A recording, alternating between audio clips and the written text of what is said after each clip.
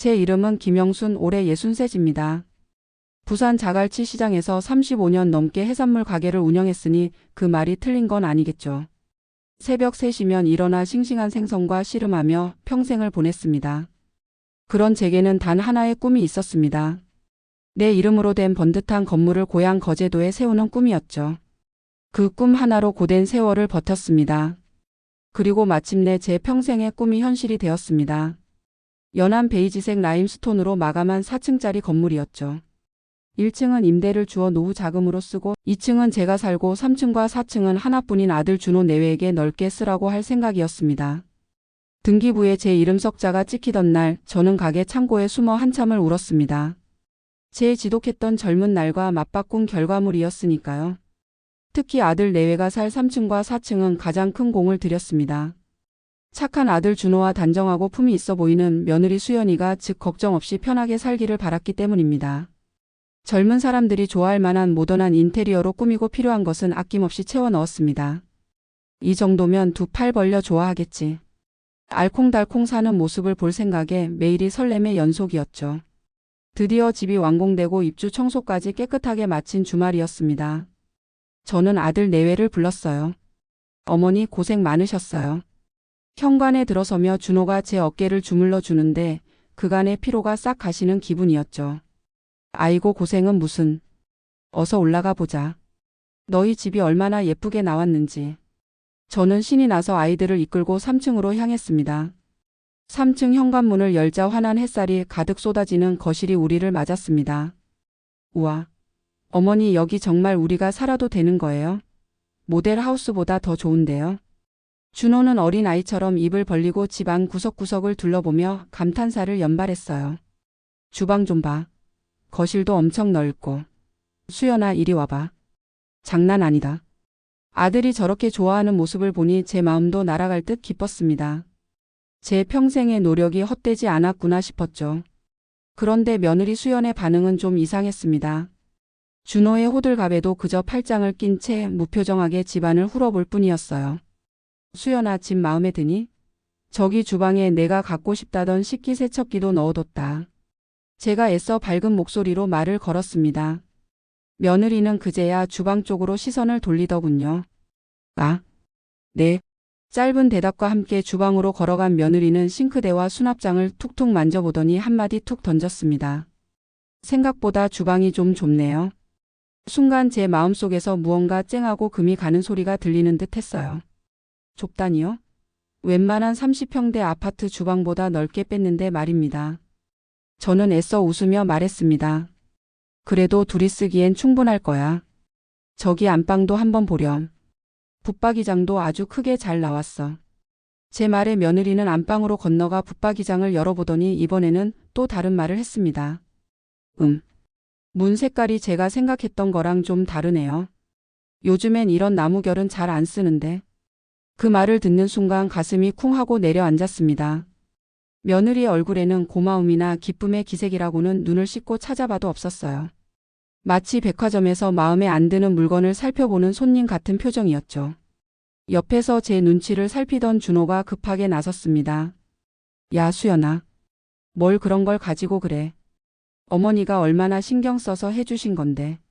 색깔이 뭐가 중요해. 이렇게 좋은 집에 살게 된 것만으로도 감사한 거지. 준호의 타박에 며느리는 입을 삐죽거리며 알았어요. 하고 작게 대꾸할 뿐이었습니다. 저는 베란다로 나가 창밖을 보며 애써 서운한 마음을 달랬습니다. 그래 피곤해서 그럴 거야. 낯선 환경이라 아직 적응이 안 돼서 그렇겠지. 스스로를 몇 번이나 다독였습니다. 평생의 꿈이 이루어진 이 완벽한 날에 사소한 감정으로 흠집을 내고 싶지 않았어요. 그래도 창밖으로 보이는 풍경은 시원하고 좋네. 저 멀리 바다도 보이고. 제가 일부러 화제를 돌리자 며느리가 제 등 뒤에서 무심하게 말하더군요. 앞에 저 아파트만 없었으면 더 좋았을 텐데요. 시야를 딱 가리네. 결국 저는 아무 말도 할 수가 없었습니다. 준호는 안절부절 못하며 제 눈치와 아내 눈치를 번갈아 살폈고 저는 더 이상 며느리의 얼굴을 마주할 자신이 없어서 창밖만 쳐다봤어요. 수억 원짜리 집을 공짜로 안겨주는 시어머니 앞에서 며느리라는 아이는 고맙다는 말. 한마디 없이 불평만 늘어놓고 있었습니다. 그 아이에게 이 집은 그저 좀 괜찮긴 한데 100% 마음에 들지는 않는 공짜 물건일 뿐이라는 사실을 저는 그날 어렴풋이 깨달았던 것 같아요.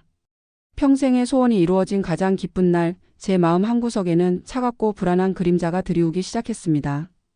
그 그림자가 앞으로 제 집 전체를 뒤덮게 될 거라는 사실은 그때 저는 차마 상상조차 하지 못했죠. 그렇게 며느리의 알쏭달쏭한 태도로 마음에 작은 생채기가 난 채로 아들 내외의 본격적인 이사가 시작되었습니다. 저는 당연히 새 식구를 맞는 어미의 마음으로 두 팔을 걷어붙였어요. 이사 짐센터 직원들에게 시원한 물이라도 한 잔씩 건네고 혹여나 가구에 흠집이라도 날까 싶어 매 눈으로 현장을 지휘했죠. 며느리는 뭐가 그리 급한지 이사하는 내내 손가락 하나 까딱하지 않고 3층 거실 소파에 앉아 휴대폰만 들여다보더군요. 그 모습이 영 마뜩지 않았지만 그래 저것도 요즘 젊은 애들 방식이겠거니 하고 억지로 이해하려 했습니다. 제 아들 준호만이라도 땀을 뻘뻘 흘리며 짐을 나르는 모습이 기특하고 안쓰러웠기 때문이에요. 문제는 이사가 끝난 저녁에 터졌습니다. 저는 아침부터 시장에 가서 가장 좋은 한우 갈비를 사고 준호가 좋아하는 잡채와 각종 나물을 만들어 성찬을 차렸습니다. 2층 제 집 널찍한 식탁에 음식을 가득 차려놓고 이제 정말 한 가족이 된 기념으로 다 같이 둘러앉아 오붓한 저녁을 먹을 생각에 부풀어 있었죠. 준호야, 수연아. 고생 많았다. 이제 그만하고 내려와서 저녁 먹자. 인터폰 너머로 제 목소리는 설렘으로 한껏 들떠 있었습니다. 잠시 후 아들 내외가 마지못해 2층으로 내려왔어요. 그런데 식탁에 앉는 그들의 표정은 제가 기대했던 것과는 영 딴판이었습니다. 우와 어머니, 이걸 다 언제 하셨어요? 준호는 감탄하면서도 힐끔 며느리의 눈치를 살폈고 수연은 아예 대놓고 피곤하다는 기색을 숨기지 않았어요. 어머니 그냥 중국 음식 시켜 먹어도 되는데 이렇게까지 하실 필요 없었어요. 그 말에 제 얼굴에 웃음기가 싹 가시는 것을 느꼈습니다. 새 식구 된 첫날인데 어떻게 배달 음식을 먹니? 어서 앉아. 내가 정성껏 만든 갈비찜이야. 아주 부드럽게 잘 됐어. 제가 며느리의 수저까지 챙겨주며 권했지만 수연은 갈비 한 점을 겨우 입에 넣고는 이내 수저를 내려놓았습니다. 속이 좀 안 좋네요. 피곤해서 그런가 봐요. 그때부터 분위기는 급격히 싸늘해졌어요. 준호는 제 눈치와 아내 눈치를 번갈아 보며 허겁지겁 입에 밀어넣기 바빴고 저는 산더미처럼 쌓인 음식과 굳어버린 며느리의 얼굴을 번갈아 쳐다보며 할 말을 잃었습니다. 결국 10분도 채 되지 않아 며느리가 자리에서 일어났습니다. 먼저 올라가 볼게요. 정리할 게 남아서요. 그 말에 준호도 기다렸다는 듯 벌떡 일어나더군요. 저희도 슬슬 올라가 봐야 할 것 같아요. 어머니 잘 먹었습니다. 이게 대체 무슨 상황인지 저는 망연자실한 채로 텅 비어버린 식탁에 홀로 남겨졌습니다. 그 많던 음식들은 온기조차 제대로 전달하지 못한 채 식어버린 제 마음처럼 그렇게 덩그러니 놓여 있었습니다. 이 집을 지으며 꿈꿨던 가족들의 웃음소리로 가득 찬 저녁 식탁의 풍경은 첫날부터 산산조각이 나버린 것이죠. 며칠이 지났습니다. 이사 첫날의 서운함은 애써 가슴에 묻었습니다. 아직 서로 어색해서 피곤해서 그랬을 거라고 수십 번, 수백 번 스스로를 위로했어요. 저는 다시 한번 용기를 냈습니다. 어미의 정이란 게 뭔지, 그래도 자식 입에 맛있는 것 하나 더 넣어주고 싶은 게 부모 마음 아니겠어요?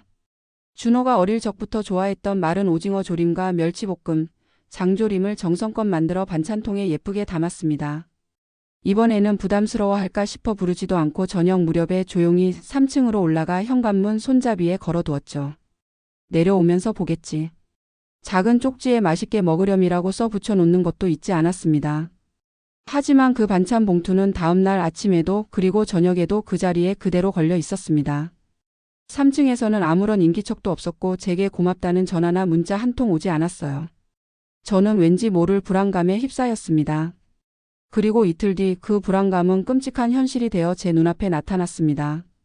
아침에 분리수거를 하러 나갔다가 음식물 쓰레기통 안에서 너무나도 익숙한 반찬통들을 발견하고 만 것입니다. 제가 가져다 준 바로 그 반찬통들이었어요. 뚜껑 한번 열어보지 않은 채 내용물 그대로 음식물 쓰레기들과 뒤엉켜 처박혀 있었습니다. 저는 그 자리에 얼어붙고 말았습니다. 심장이 발끝으로 곤두박질 치는 기분이었어요. 차라리 입맛에 안 맞아서 버렸어요라고 말이라도 해주었다면 덜 비참했을 겁니다. 이건 음식을 버린 게 아니에요. 제 마음을 어미의 정성을 보란 듯이 쓰레기통에 처박아 버린 겁니다. 저는 떨리는 손으로 반찬통을 수거해 집으로 돌아왔습니다. 싱크대에 그것들을 내려놓고 한참을 바라보는데 눈물이 비오듯 쏟아졌어요. 이 집을 지은 게 과연 잘한 일일까? 제 평생의 꿈이 이렇게 아픈 현실로 돌아올 줄은 꿈에도 몰랐습니다. 그 일이 있은 후 저는 더 이상 음식을 만들어 3층에 가져다주는 어리석은 짓은 하지 않았습니다. 대신 얼굴이라도 한번 보려고 주말 저녁에 다 같이 외식이라도 하자고 제안했죠. 곧 준호 생일이 다가오고 있었거든요. 준호야, 이번 주말이 생일인데 어머니가 맛있는 거 사줄게. 다 같이 저녁 먹자. 인터폰으로 조심스럽게 말을 건넸습니다. 잠시 정적이 흐른 뒤 스피커 너머로 들려온 것은 준호의 목소리가 아닌 며느리의 차가운 음성이었습니다. 어머니, 저희 그날 선약 있어요. 저는 당황해서 말문이 막혔어요. 선약? 무슨 선약? 서울에 예약해둔 레스토랑이 있어서요. 분위기 좋은 곳에서 저희끼리 조용히 보내고 싶어서요. 며느리의 목소리에는 일말의 미안함도 없었습니다. 오히려 왜 그런 걸 물으세요? 하는 듯한 귀찮음과 짜증이 섞여 있었죠. 저는 할 말을 잃었습니다. 아들 생일에 어미가 밥 한번 같이 먹자는데 그걸 단칼에 거절하는 며느리도 며느리지만 그 옆에서 아무 말 없이 아내의 뜻에 따르고 있을 아들이 더 원망스러웠습니다. 그래. 알았다. 그럼 너희끼리 재미있게 보내거라. 힘없이 대답하고 인터폰을 끊는데 온몸에 힘이 쭉 빠졌습니다. 저는 거실 벽에 달린 차가운 인터폰을 한참이나 노려보았습니다. 저 네모난 기계가 이제는 2층과 3층을 갈라놓는 거대한 벽처럼 느껴졌어요. 목소리는 들리지만 마음은 전해지지 않는 세상에서 가장 가깝고도 먼 벽 말입니다. 집은 어느새 층이 분리된 서로에게 무관심한 하숙집처럼 변해가고 있었습니다. 웃음소리 대신 싸늘한 침묵만이 감도는 그런 이상한 공간이 되어버렸어요. 시간이 흐를수록 2층과 3층 사이에 보이지 않는 벽은 점점 더 두껍고 높아져만 갔습니다. 처음에는 서운함이었던 감정이 이제는 체념과 무력감으로 바뀌어가고 있었죠. 한 건물에 산다는 사실이 무색하게 저는 아들 내외의 그림자조차 구경하기 힘든 날들을 보내고 있었습니다. 그 중에서도 저를 가장 비참하게 만든 것은 바로 엘리베이터였어요. 2층 제 집과 3층을 잇는 유일한 통로인 그 좁은 공간은 제게 매일같이 아픈 현실을 깨닫게 해주는 잔인한 장치였습니다. 아침에 시장을 가러 나가려고 현관문을 나서면 3층에서 엘리베이터가 내려오는 소리가 들릴 때가 많았습니다. 출근하는 아들 내외겠지요. 그 순간 제 마음은 바보같이 희망으로 부풀어 오릅니다. 그래, 오늘 아침엔 얼굴 한번 보겠구나. 잘 다녀오라고 인사라도 해야지. 하지만 제 기대는 어김없이 무너졌습니다. 엘리베이터는 2층에 서지 않고 쌩하니 1층으로 직행해버리기 일쑤였어요. 제가 2층 버튼을 누르고 기다리고 있다는 걸 뻔히 알면서도 일부러 그냥 내려가 버리는 겁니다. 어떤 날은 더 기가 막혔어요. 제가 엘리베이터를 기다리는 소리가 들리면 3층에서 다급하게 계단을 쿵쿵거리며 내려가는 발소리가 들리곤 했습니다. 저와 마주치는 그 짧은 10초 남짓한 시간이 싫어서 3층에서 1층까지 계단으로 뛰어내려가는 수고를 마다하지 않는 것이었죠. 그런 일을 한두 번 겪고 나니 이제는 엘리베이터 소리만 들려도 가슴이 철렁 내려앉았습니다. 저를 피하기 위한 그들의 필사적인 노력을 마주할 때마다 저는 벌거벗겨진 채 길거리에 내쫓긴 기분이 들었어요. 내가 이 아이들에게 그토록 혐오스러운 존재인가? 내 얼굴을 보는 것이 그토록 끔찍한 일인가? 자괴감에 온몸이 부들부들 떨렸습니다. 한 지붕 아래 살면서 자식과 숨바꼭질을 해야 하는 어미의 심정을 누가 알까요? 이 넓은 집이 이제는 나를 가두는 감옥처럼 느껴지기 시작했습니다. 설상가상으로 저를 더욱 힘들게 하는 것은 주변 사람들의 시선이었습니다. 제가 평생을 일한 시장은 자갈치 시장 한복판에 있었기에 저를 아는 상인들과 오랜 친구들이 많았죠. 그들은 제가 아들과 함께 살기 위해 큰 집을 지었다는 사실을 모두 알고 있었습니다. 어느 날 시장 친구 몇몇이 구경하겠다며 저희 집으로 놀러 왔어요. 영순아, 정말 대단하다, 대단해. 아들이랑 며느리랑 한 집에 사니 얼마나 좋으냐? 매일 얼굴 보고 밥도 같이 먹고 외로울 틈이 없겠네. 친구는 진심으로 부럽다는 듯이 말했습니다. 그 말을 듣는 순간 제 심장은 얼음장처럼 차갑게 식어버렸습니다. 차마 진실을 말할 수가 없었어요. 사실은 며느리 얼굴 본 지 한 달도 넘었고 밥은커녕 말 한마디 섞어본 적도 없다는 말을 어떻게 입 밖으로 내뱉겠습니까? 그것은 제 자식의 흉을 보는 것이고 제 인생 전체를 부정하는 꼴이었으니까요. 저는 결국 입술을 깨물며 거짓말을 하고 말았습니다. 그럼 좋고 말고. 우리 며느리가 어찌나 살갑던지 몰라. 어제 저녁에도 맛있는 파스타를 해줘서 다 같이 얼마나 맛있게 먹었는지. 목구멍에 가시가 걸린 듯 말이 제대로 나오지 않았습니다. 그렇게 꾸며낸 이야기를 늘어놓으며 애써 웃어 보이는 제 자신이 너무나도 한심하고 비참했어요. 평생을 정직하게 떳떳하게 살아왔다고 자부했는데 자식 때문에 제 얼굴에 스스로 먹칠을 하고 있는 꼴이었습니다. 친구들이 돌아간 뒤 저는 텅 빈 거실에 주저앉아 소리 없이 눈물을 삼켰습니다. 겉은 번지르르한 건물이지만 속은 텅 비어버린 허물 같은 집이었죠. 그러던 어느 날 더 이상 피할 수 없는 일이 생겼습니다. 건물 전체 수도 요금이 평소보다 훨씬 많이 나온 겁니다. 아무래도 어딘가 누수가 있는 것 같아 확인이 필요했죠. 2층인 저희 집과 1층 상가는 문제가 없었으니 남은 곳은 3층과 4층뿐이었습니다. 저는 이 사실을 알려주고 함께 확인해 봐야겠다는 생각에 큰 마음을 먹고 3층으로 올라갔습니다. 수십 번 망설이다 겨우 초인종을 눌렀어요. 한참이 지나도 대답이 없기에 돌아가려는데 달칵하는 소리와 함께 문이 아주 조금 열렸습니다. 문을 연 것은 며느리 수연이었습니다. 하지만 문을 활짝 연 것이 아니라 문에 달린 안전고리를 건 채로 딱 사람. 얼굴 하나 겨우 보일 만큼의 틈만 열어 보인 것이었어요. 그 좁은 틈새로 저를 쳐다보는 며느리의 눈에는 경계심과 귀찮음이 가득했습니다. 무슨 일이세요? 마치 불청객을 대하듯 차갑게 묻더군요. 저는 순간 당황했지만 애써 침착하게 용건을 말했습니다. 아, 그게 아니라 수도요금이 많이 나와서 혹시 너희 집에 어디 새는 곳이 있나? 확인 좀 해봐야 할 것 같아서 왔다. 제 말이 끝나자마자 며느리는 기다렸다는 듯이 말했습니다. 저희 집은 괜찮은데요. 별 문제 없어요. 확인조차 해보지 않고 어떻게 그렇게 단언할 수 있을까요? 그래도 혹시 모르니 내가 잠깐 들어가서 화장실이랑 베란다 쪽만 좀 봐도 될까? 제가 조심스럽게 부탁했습니다. 그러자 며느리는 단호하게 고개를 저었습니다. 됐어요. 사람 사는 집을 뭘 그렇게 함부로 들어와서 보려고 하세요? 문제 있으면 저희가 알아서 할게요. 그러더니 제가 들고 있던 고지서를 틈 사이로 낚아채듯 가져가서는 준호 씨한테 말해 놓을게요. 하는 말을 끝으로 제 눈앞에서 문을 탁 하고 닫아버렸습니다. 저는 닫힌 문 앞에서 그대로 굳어버렸습니다. 방금 무슨 일이 일어난 건가? 저는 이 건물의 주인이고 저 아이의 시어머니입니다. 그런데 방금 저는 제 집에서 제 며느리에게 문전박대를 당한 것입니다. 그것도 마치 잡상인이나 빚쟁이 취급을 받으면서요. 온몸에 피가 거꾸로 솟는 기분이었습니다. 서운함을 넘어 깊은 모멸감이 온몸을 휘감았습니다. 사람 사는 집을 함부로 들어오려 한다. 그 말이 칼날이 되어 제 심장을 후볐습니다.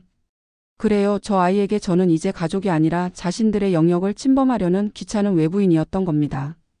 저는 터덜터덜 2층으로 내려왔습니다. 그리고 결심했어요. 이대로 당하고만 있지는 않겠다고. 더 이상 바보처럼 참고만 있지는 않겠다고 말입니다. 그날 문전박대를 당한 이후로 제 마음속에서는 무언가 단단한 것이 벼려지기 시작했습니다.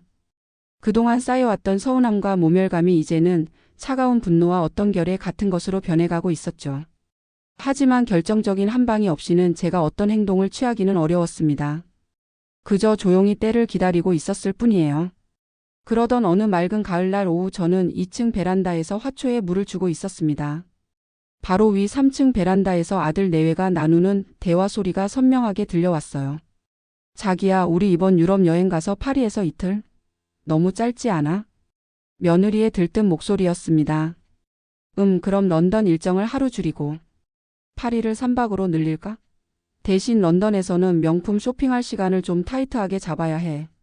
준호가 맞장구를 치더군요. 저는 물뿌리개를 든 채로 그 자리에 멈춰 섰습니다. 유럽 여행? 명품 쇼핑? 그들의 대화는 2주간의 호화로운 유럽 여행 계획에 대한 것이었습니다. 이름만 들어도 비싸 보이는 도시들과 묵고 싶은 호텔, 사고 싶은 가방 이야기가 쉼없이 이어졌죠. 그들의 목소리에는 세상의 시름이라고는 한 점도 느껴지지 않았습니다. 저는 조용히 집 안으로 들어왔습니다. 그리고 며칠 전 도착한 우편물 더미에서 건물 재산세 고지서를 찾아 꺼내 들었어요. 제 눈앞에는 1년에 2번 저를 압박하는 엄청난 액수의 숫자가 찍혀 있었습니다. 이 건물 전체에 부과된 세금이었죠. 저는 재산세 고지서와 제 귀에 들려온 유럽 여행, 명품 쇼핑이라는 단어를 번갈아 떠올렸습니다. 기가 막혀서 헛웃음이 나왔어요. 관리비 한 푼 내지 않고 공짜로 제공된 수억 원짜리 집에서 살면서 그들은 자신들의 안락한 생활을 기반으로 호화로운 여행을 계획하고 있었던 겁니다. 그 안락함은 누가 제공한 것일까요? 바로 평생 해산물을 팔아번 돈으로 이 건물을 짓고 그 세금을 묵묵히 내고 있는 저 김영순이었습니다. 제 노후 자금과 1층 상가에서 나오는 월세는 고스란히 이 집을 유지하는 데 들어가고 있는데 정작 그들은 저를 유령 취급하며 자신들의 쾌락을 좇고 있었던 거죠. 참을 수 없는 분노가 치밀어 올랐습니다. 그리고 며칠 뒤 제 평생 이렇게 어이가 없는 일을 겪을 수 있을까 싶은 사건이 터지고야 말았습니다. 몇 달 만에 처음으로 준호가 2층 저희 집 초인종을 눌렀습니다. 저는 깜짝 놀라면서도 한편으로는 이제라도 철이 들었나 하는 신락 같은 기대를 품고 문을 열었어요. 하지만 제 앞에 서 있는 준호의 표정은 어색하기 짝이 없었고 눈은 불안하게 저를 피하고 있었습니다. 어머니, 저 드릴 말씀이 있어서요. 준호는 우물쭈물하며 거실 소파에 앉았습니다. 한참을 끙끙거리던 아들이 어렵게 입을 열었습니다. 저기 어머니. 제가 회사를 다니는데 새 차가 좀 필요해서요. 새 차가 필요하다니?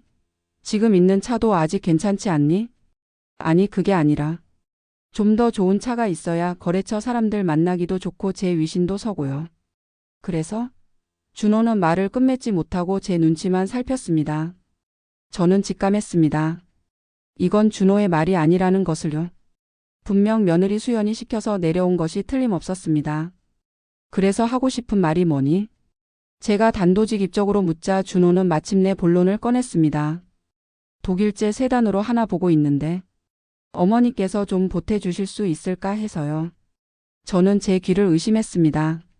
집을 공짜로 줬더니 이제는 수입차까지 사달라는 말을 하고 있는 겁니다. 그것도 위신이라는 어처구니 없는 이유를 대면서요. 저는 부글부글 끓어오르는 속을 애써 누르며 차분하게 말했습니다.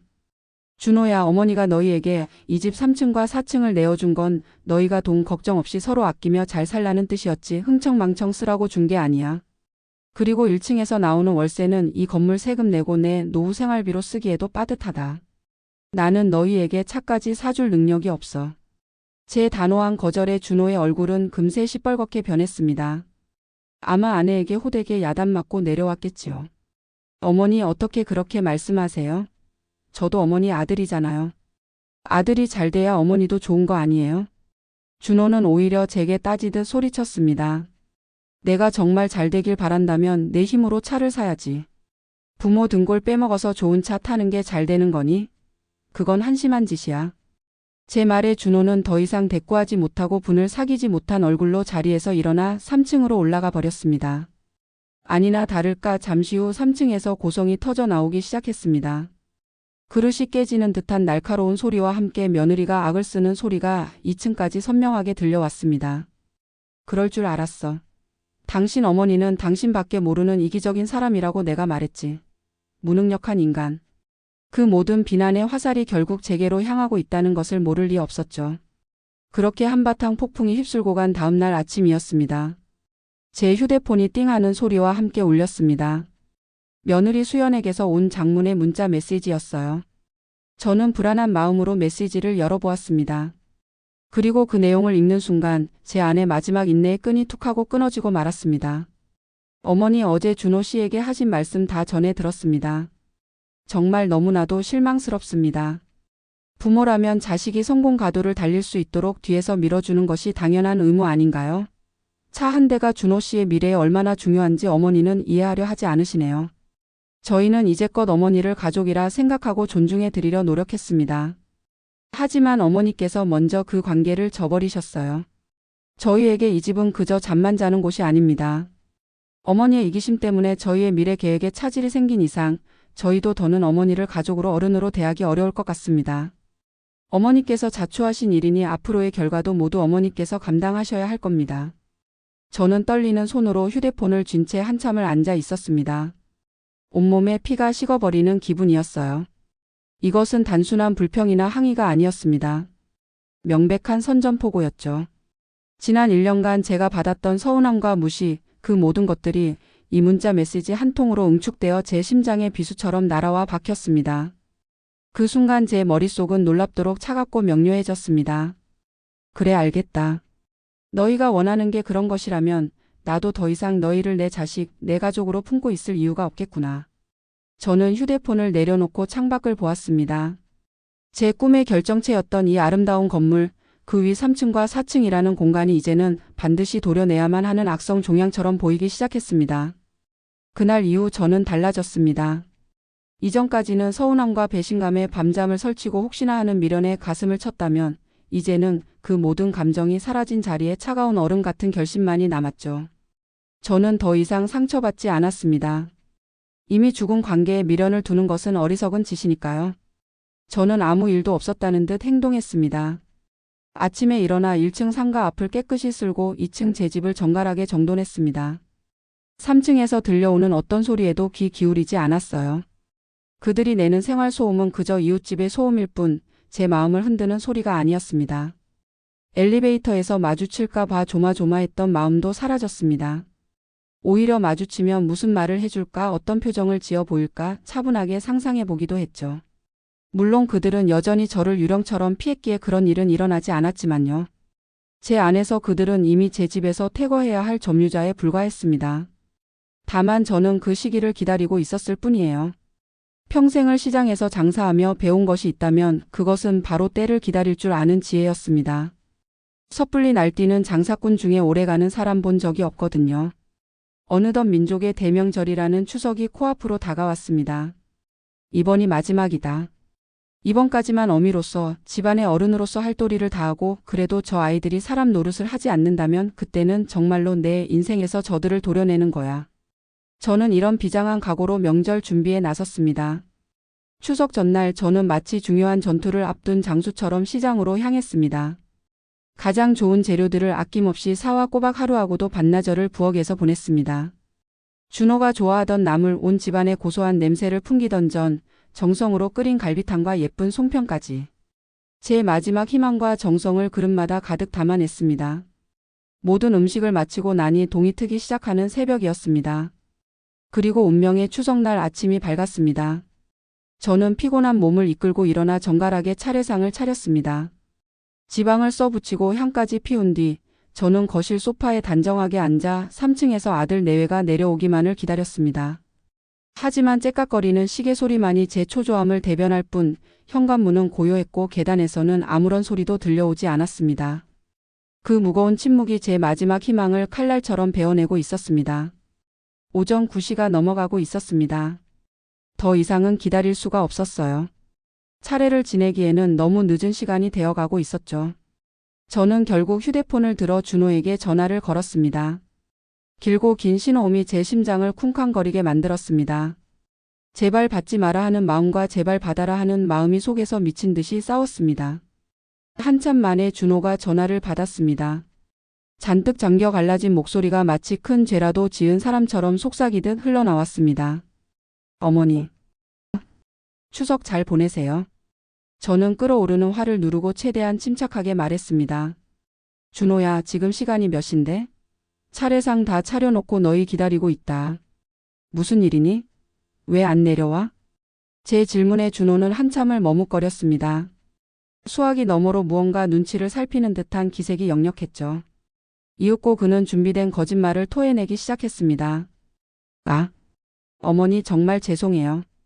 수연이가요, 어젯밤부터 몸이 너무 안 좋아서요. 열도 펄펄 끓고 기침도 심해서 도저히 침대에서 일어날 수가 없는 상태예요. 정말 죄송해요, 어머니. 이번 명절은 아무래도 저희끼리 조용히 있어야 할 것 같아요. 다음에 저희가 꼭 찾아뵐게요. 그럴듯한 변명이었습니다. 아프다는데 며느리가 몸져 누웠다는데 제가 무슨 수로 더 화를 내고 다그치겠습니까? 저는 실망감에 맥이 탁 풀리는 것을 느끼며 말했습니다. 그래? 많이 아프니? 약은 먹었고? 병원이라도 가봐야 하는 거 아니냐? 하고 어미로서의 걱정을 건네려 했습니다. 바로 그 순간이었습니다. 제 말이 채 끝나기도 전에 준호의 그 가증스러운 속삭임 뒤로 너무나도 명랑하고 청명한 소리가 제 고막을 때렸습니다. 배꼽 빠지겠네.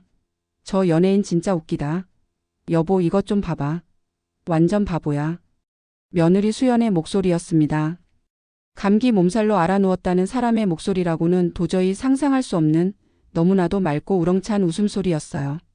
명절 아침에 방영하는 TV 코미디 프로그램을 보며 손뼉을 치고 박장대소를 하고 있는 것이 분명했습니다. 준호에 기어 들어가는 거짓말과 그 뒤로 울려 퍼지는 며느리의 가식 없는 웃음소리. 그 극단적인 부조화가 제 머릿속을 하얗게 만들었습니다. 저는 아무 말 없이 그대로 전화를 끊었습니다. 휴대폰을 쥔 손이 부들부들 떨렸습니다. 하지만 그것은 분노나 슬픔 때문이 아니었어요. 너무나도 큰 충격에 너무나도 완벽한 배신에 오히려 모든 감각이 마비되어 버린 듯 했습니다. 저는 한참 동안 소파에 못 박힌 듯 앉아 있었습니다. 눈앞에는 정성껏 차린 차례상이, 귀에는 며느리의 웃음소리가 환청처럼 맴돌았습니다. 아, 끝이구나. 정말로 완벽하게 끝이구나. 제 안에 남아있던 마지막 미련 한 조각까지 그 웃음소리가 산산조각 내어 날려버렸습니다. 저는 천천히 자리에서 일어났습니다. 그리고 조금의 망설임도 없이 차례상 앞으로 걸어갔습니다. 촛불을 입으로 불어끄고 향로에 남은 향을 물에 적셔 비벼 껐습니다. 그리고는 마치 장례를 치르는 사람처럼 아무 표정 없이 묵묵히 상을 치우기 시작했습니다. 그 많던 음식들을 하나하나 플라스틱 통에 옮겨 담았습니다. 동그랑땡을 담으며 이건 준호가 좋아했지. 갈비탕을 담으며 이건 수연이 입맛에 맞을까 기대했지. 그 모든 기억과 감정을 음식과 함께 통 안에 가둬버렸습니다. 그릇을 싱크대에 쌓아놓고 설거지를 시작했습니다. 달그락달그락 그릇 부딪히는 소리만이 텅 빈 집에 울려 퍼졌습니다. 눈물은 단 한 방울도 나지 않았습니다. 슬프지 않았기 때문입니다. 다만 제 인생의 한 챕터가, 제 어리석었던 모성애의 시대가 완전히 끝났음을 확인하는 의식을 치르는 기분이었습니다. 모든 정리를 마친 뒤 저는 깨끗해진 식탁 앞에 앉아 휴대폰을 들었습니다. 그리고 인터넷 검색창에 제 평생 단 한 번도 검색해 본 적 없는 단어를 천천히 그리고 또박또박 입력했습니다. 변호사 사무실. 추석 연휴가 끝나자마자 저는 곧바로 행동에 나섰습니다. 더 이상 망설일 이유도 지체할 시간도 없었어요. 추석날 아침에 겪었던 그 끔찍한 배신은 제게 슬픔 대신 강철 같은 결단력을 안겨주었습니다. 저는 인터넷으로 찾아본 몇 군데의 법률 사무소 중 가장 신뢰가 가고 후기가 좋은 곳에 전화를 걸어 상담 예약을 잡았습니다. 거제 시내에 있는 규모가 크지는 않지만 내실 있어 보이는 곳이었죠. 약속한 날 저는 옷장 가장 깊숙한 곳에 넣어두었던 가장 점잖고 단정해 보이는 외출복을 꺼내 입었습니다. 법률 사무소는 제가 생각했던 것보다 훨씬 조용하고 엄숙한 분위기였습니다. 저를 맞이한 것은 40대 중반쯤으로 보이는, 안경 너머의 눈빛이 날카로우면서도 따뜻해 보이는 변호사였어요. 그는 제게 따뜻한 녹차를 한 잔 건네며 편안하게 이야기하시라고 말했습니다. 저는 녹차잔을 두 손으로 감싸 쥔 채 지난 1년 반 동안 제게 일어났던 모든 일들을 쏟아내기 시작했습니다. 평생의 꿈을 담아 집을 지은 이야기부터 아들 내외에게 3층과 4층을 무상으로 내어준 과정, 그리고 이사 첫날부터 시작된 그들의 무시와 냉대, 쓰레기통에 버려졌던 반찬, 저를 피하기 위한 엘리베이터 숨바꼭질, 그리고 결정타가 되었던 추석날의 기만적인 행태와 자동차를 사달라던 뻔뻔한 요구까지.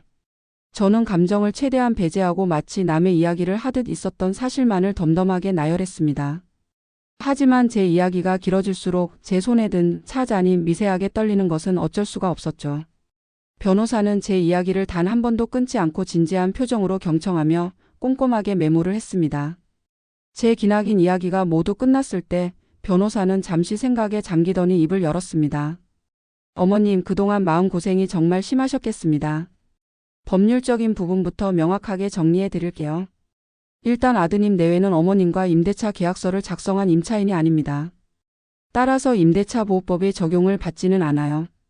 다만 무상으로 거주를 허락하셨기 때문에 법적으로는 사용대차 관계에 해당한다고 볼 수 있습니다. 사용대차? 그게 무슨 말인가요? 제가 묻자 변호사는 부드럽게 말을 이었습니다. 쉽게 말해 공짜로 빌려주신 겁니다. 하지만 이 사용대차 계약은 언제든 해지할 수 있습니다. 특히 빌려준 목적에 위배되는 행동을 하거나 신뢰관계가 파탄에 이르렀을 경우에는 더욱 그렇죠. 어머님의 경우 가족으로서 함께 잘 살아보자는 목적과 신뢰를 가지고 3층과 4층을 내어주셨는데 아드님 내외의 행동은 그 신뢰를 명백하게 깨뜨렸습니다. 따라서 계약을 해지하고 집을 비워달라고 요구할 정당한 권리가 있으십니다. 그 말을 듣는 순간 제 가슴을 짓누르던 무거운 돌덩이 하나가 내려가는 기분이었습니다. 제가 하려는 행동이 그저 감정적인 화풀이가 아니라 법적으로도 정당한 권리 행사라는 사실이 제게 큰 힘이 되어 주었죠. 그럼 제가 어떻게 하면 될까요? 당장이라도 짐을 빼버릴 수는 없는 건가요? 조급한 제 질문에 변호사는 고개를 저었습니다. 그건 안 됩니다, 어머님. 아무리 어머님 소유의 집이라도 그들의 점유권을 함부로 침해하면 오히려 주거침입으로 역고소를 당할 수 있어요.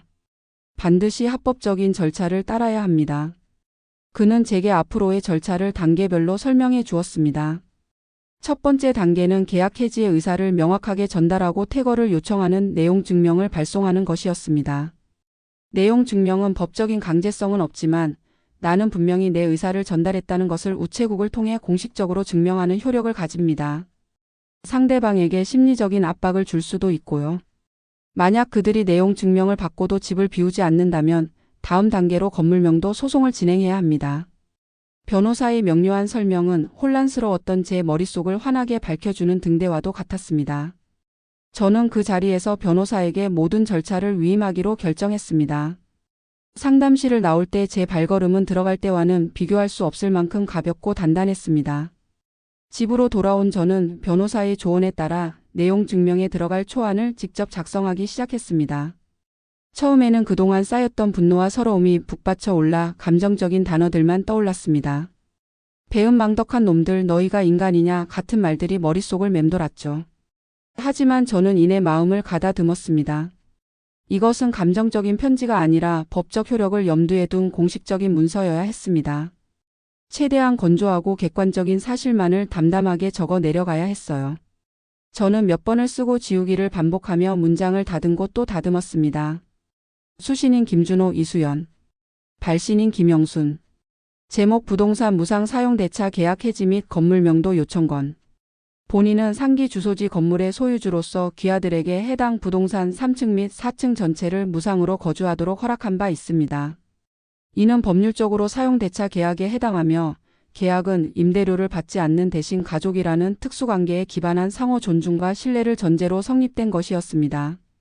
그러나 귀하들은 입주 이후 현재까지 약 1년 6개월의 기간 동안 건물주의자, 가족인 본인과의 소통을 의도적으로 단절하고 인사를 포함한 기본적인 교류조차 거부하는 등 신뢰관계를 심각하게 훼손하는 행위를 지속해왔습니다.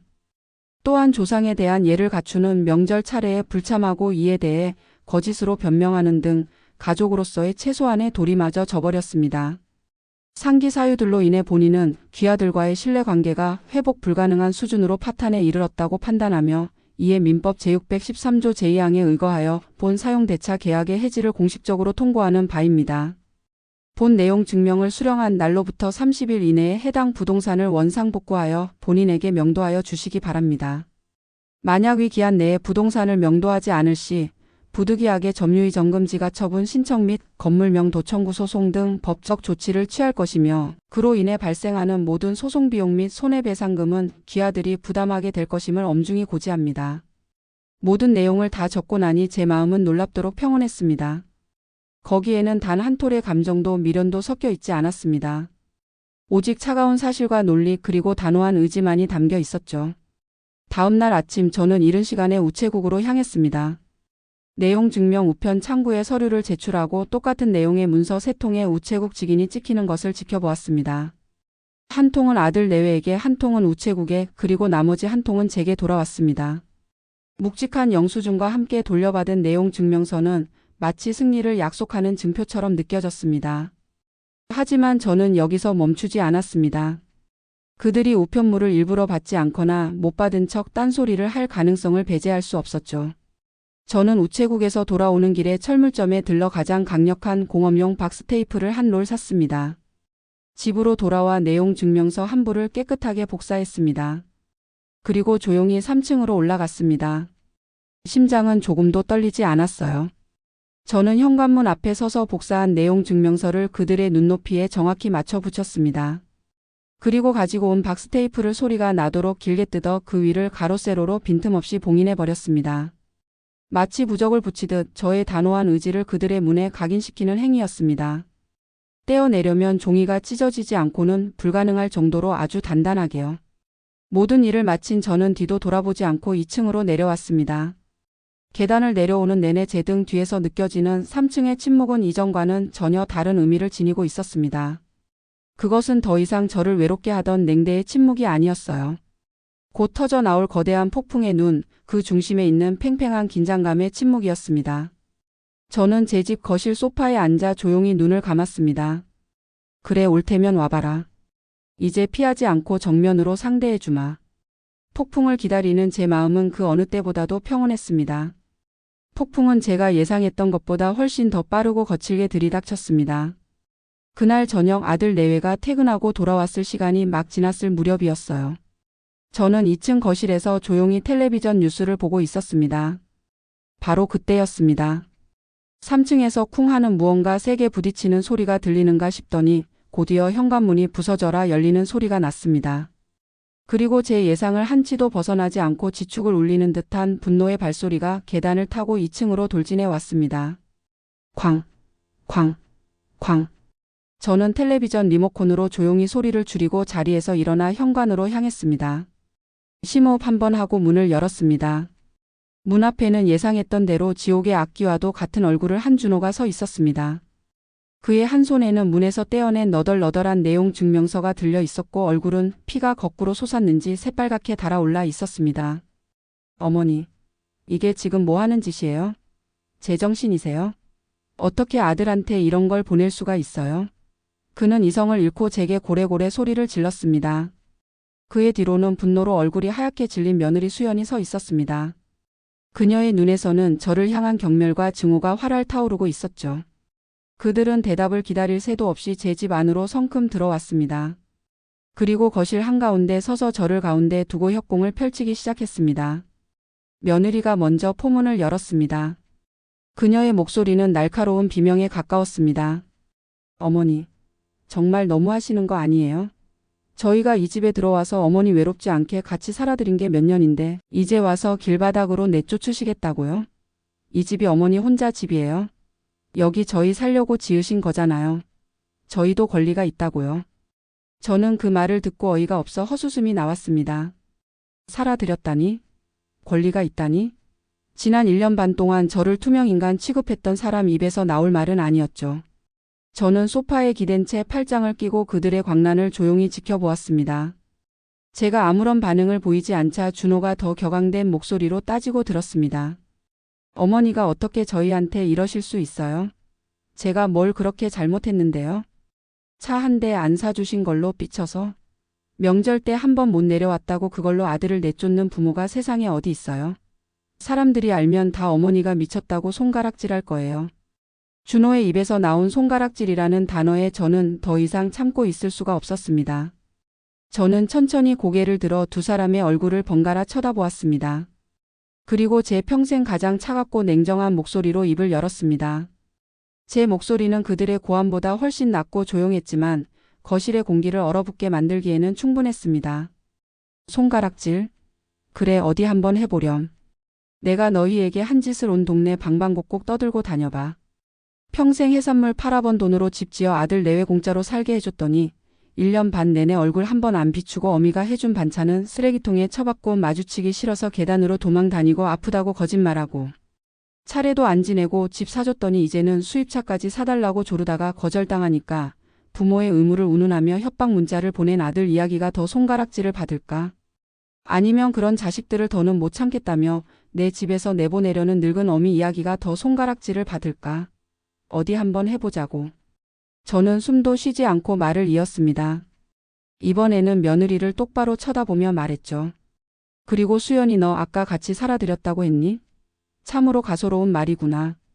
내가 이 집에 들어와서 내게 따뜻한 말 한마디 건넨 적이 있니? 밥 한 끼 차려준 적은 있고? 내가 너에게 바란 건 대단한 효도가 아니었어. 그저 한 집에 사는 가족으로서의 최소한의 예의, 최소한의 정이었지. 하지만 너는 그 모든 것을 짓밟았어. 너는 이 집을 가족의 보금자리가 아니라 월세 안 내는 호텔 정도로 생각했겠지? 이제 그 호텔 서비스가 끝났을 뿐이다. 그러니 당장 방을 빼야 하는 게 당연한 순서 아니겠니? 제 논리 정연하고 가시 돋친 반격에 두 사람은 순간 할 말을 잃은 듯 했습니다. 그저 씩씩거리며 저를 노려볼 뿐이었죠. 그들의 얼굴에는 분노와 함께 이럴 사람이 아닌데 하는 당혹감이 역력했습니다. 항상 참고 퍼주기만 하던 제가 이렇게 나를 세우고 자신들을 공격하리라고는 상상도 못했던 것이죠. 잠시 동안의 정적이 흐른 뒤 그들은 최후의 발악을 시작했습니다. 바로 친척들을 이용한 감성팔이 작전이었죠. 두고 보세요. 작은 아버지한테 다 이를 거예요. 고모한테도 전화할 거고요. 어머니가 얼마나 독하고 무서운 사람인지, 저희가 얼마나 억울한지 다 말씀드릴 거예요. 며느리가 악을 쓰며 휴대폰을 꺼내 들었습니다. 저는 어깨를 으쓱하며 말했습니다. 그래, 얼마든지 하렴. 나도 방금 너희 작은아버지 고모랑 통화하고 오는 길이다. 너희가 그동안 내게 어떻게 했는지 아주 상세하게 설명해 드렸지. 너희가 지금 전화하면 아마 칭찬 대신 따끔한 꾸중을 들을걸? 제 말에 며느리의 얼굴이 하얗게 질렸습니다. 제가 선수를 쳤을 거라고는 미처 생각하지 못했던 모양입니다. 실제로 저는 변호사 사무실을 다녀온 그날 주요 친척들에게 미리 전화를 돌려 모든 상황을 설명해둔 상태였습니다. 제 차분하고 일관된 설명은 곧이어 이어질 아들 내외에 두서없고 감정적인 하소연보다 훨씬 더 설득력이 있었을 겁니다. 그들의 마지막 동화줄이 눈앞에서 끊어진 것입니다. 모든 반격이 무위로 돌아가자 준호는 결국 자리에 주저앉아 아이처럼 울기 시작했습니다. 어머니, 잘못했어요. 제가 다 잘못했어요. 제발 한 번만 용서해 주세요. 저희 나가면 갈 데도 없어요. 제발 어머니. 하지만 그의 눈물은 더 이상 제 마음을 움직이지 못했습니다. 이미 너무 많은 거짓말과 기만으로 더러워진 눈물이었기 때문이죠. 저는 차갑게 말했습니다. 내가 정말로 잘못했다고 생각했다면 차 사달라고 내려왔을 때가 아니라, 내 아내가 내게 그 모욕적인 문자를 보냈을 때가 아니라 진작에 내려와서 무릎 꿇고 빌었어야지. 이미 버스는 떠났다, 준호야. 이제 너는 내 인생을 책임져야 할 어른이야. 언제까지 엄마 치맛자락만 붙잡고 살 수는 없어. 저는 자리에서 일어나 현관문을 활짝 열었습니다. 그리고 문 밖을 손으로 가리켰습니다. 내 집에서 나가. 그리고 다시는 찾아오지 마. 내용 증명에 적힌 대로 한 달의 시간을 주겠다. 그 안에 짐 빼서 나가지 않으면 그땐 정말 법대로 모든 것을 처리할 테니 그렇게 알도록. 제 단호한 마지막 선언에 아들 내외는 더 이상 아무 말도 하지 못했습니다. 패배자의 초라한 얼굴로 그들은 비틀거리며 제 집을 나섰습니다. 계단을 올라가는 그들의 발걸음은 처음 이곳에 들어올 때의 기세등등함은 온데간데 없이 천근만근처럼 무거워 보였습니다. 쾅 하고 3층 문이 닫히는 소리가 들린 뒤 집 전체에는 다시 깊은 침묵이 찾아왔습니다. 하지만 그 침묵은 길고 지독했던 태풍이 지나간 뒤에 찾아오는 눈부신 고요함 그 자체였습니다. 내용 증명에 명시했던 한 달의 마지막 날. 그 운명의 날이 밝았습니다. 저는 동이 트기 전 푸르스름한 어둠 속에서 눈을 떴습니다. 곤히 잠들지 못했지만 피곤하지는 않았습니다. 오전 8시가 넘어가자 위층에서 희미하게 부산한 소리가 들려왔습니다. 출근을 준비하는 소리겠지요. 저는 저도 모르게 마른 침을 삼켰습니다. 혹시라도 오늘 회사를 가지 않는다면 제 계획은 좀 더 복잡해질 터였습니다. 8시 30분 그들이 떠난 것을 완벽하게 확인한 순간 저는 비로소 자리에서 일어났습니다. 이제 사냥 시간입니다. 저는 휴대폰을 들고 미리 저장해둔 번호로 차례차례 전화를 걸었습니다. 첫 번째 전화는 열쇠 수리공에게였습니다. 사장님, 저 어제 통화 드렸었죠? 네, 지금입니다. 거주자들이 모두 집을 비운 것을 확인했습니다. 약속대로 와주시면 됩니다. 두 번째 전화는 포장이사 업체 팀장에게였습니다. 김 팀장님? 저 김영순입니다. 네, 지금입니다. 작전 개시합니다. 주소지로 와주십시오. 네, 그럼 잠시 후에 뵙겠습니다. 마지막 전화는 집 근처 지구대였습니다. 어젯밤 제가 직접 찾아가 사정을 설명하고 정식으로 협조를 구해둔 터였습니다. 경사님? 안녕하십니까? 어제 찾아뵈었던 김영순입니다. 네, 지금 법률 자문에 따라 제 소유 건물의 무단 점유자들의 짐을 보관이사 조치하려고 합니다. 사전에 고지드린 대로 혹시 모를 분쟁 예방 차원에서 입회 요청드립니다. 네, 감사합니다. 얼마 지나지 않아 약속된 사람들이 하나둘 도착하기 시작했습니다. 가장 먼저 경찰관들에게 다가가 준비한 서류를 보여주며 다시 한번 상황의 정당성을 설명했습니다. 다음은 이사 짐센터 팀장이었습니다. 저는 경찰관들이 듣는 앞에서 다시 한번 작업 수칙을 강조했습니다. 팀장님, 다시 한번 부탁드립니다. 모든 조율이 끝나자 저는 열쇠 수리공에게 고개를 끄덕였습니다. 그는 기다렸다는 듯이 공구 가방을 들고 3층 현관문 앞에 섰습니다. 잠시 후 수리공의 손에서 찰칵하는 아주 경쾌하고 분명한 소리가 들렸습니다. 빗장이 풀렸습니다. 저는 천천히 문손잡이를 잡고 안으로 문을 밀어 열었습니다. 1년 반 만에 처음으로 제 의지로 3층의 문을 연 순간이었습니다. 문이 열리는 순간 훅하고 쏟아져 나오는 퀴퀴한 공기에 저도 모르게 얼굴을 찡그렸습니다. 환기를 전혀 하지 않은 채 온갖 배달 음식 냄새와 향수 냄새, 그리고 정체 모를 불쾌한 냄새들이 뒤섞여 진동하고 있었습니다. 그렇게 저의 성체를 더럽히던 적들의 요새는 허무할 정도로 쉽게 함락되었습니다. 본격적인 이사 작업에 앞서 저는 휴대폰을 높이 들어 동영상 촬영을 시작했습니다. 지금부터 2025년 10월 15일 오전 9시 30분 모든 상황을 기록 시작하겠습니다. 이사 짐센터 직원 및 경찰관 입회하에 진행합니다. 저는 마치 방송 기자라도 된 것처럼 또박또박 상황을 설명하며 집 안으로 들어섰습니다. 그리고 그 참혹한 광경을 하나하나 카메라에 담기 시작했습니다. 지난 1년 반 동안 그들은 이 공간에서 각자의 욕망을 채우는 데에만 몰두해 왔던 것입니다. 자, 이제 시작해 주십시오. 거실 큰 가구부터 부탁합니다. 제 말이 떨어지자 이사 짐센터 직원들이 분주하게 움직이기 시작했습니다. 그들의 손놀림은 놀라울 정도로 체계적이고 신속했습니다. 저는 그 모든 과정을 한 걸음 뒤에서 매의 눈으로 지켜보며 카메라에 담았습니다. 모든 과정은 그렇게 철저하게 진행되었습니다. 심지어 화장실에 널브러져 있던 칫솔과 쓰다 남은 샴푸까지도 따로 봉투에 담아 포장했습니다. 나중에 칫솔 하나까지 없어졌다는 식의 터무니없는 트집을 잡힐 빌미를 단 하나도 남기고 싶지 않았기 때문입니다. 경찰관들은 집 안까지 들어오지는 않고 열린 현관문 밖에서 조용히 상황을 주시하고 있었습니다. 그들의 존재만으로도 이사 짐센터 직원들은 더욱 긴장하며 조심스럽게 작업을 진행하는 듯 했습니다.